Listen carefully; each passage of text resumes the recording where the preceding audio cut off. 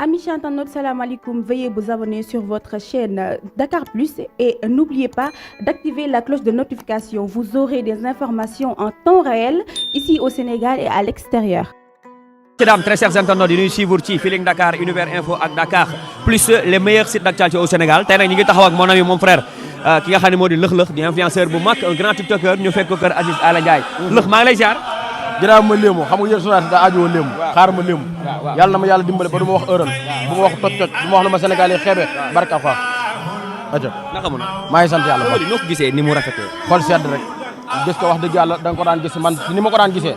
dama ko daan gis ci téléphone yi nii rek jàpp ma woon na lu dëgg la waaye tey dem naa ba jël sama loxo teg ko ci xam ne lii nag wax dëgg yàlla dëgg la le français bi daan C ou C c'est le regard de le beignet ak lépp lu am mariage Aziz bi noo ko gisee parce que am na ñu naan li mu mayee ci càng dafa bëri yàq la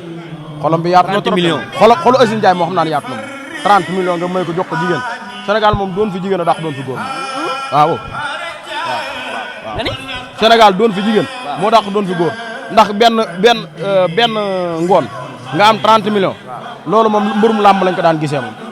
waaw mburum làmb lañ ko daan gisee léegi nag yàlla dogal na gisatuñ ko mbaru làmb léegi ñu ngi ko jox jigéen ba pare boole ci ab oto ab iPhone 14 15 Pro Max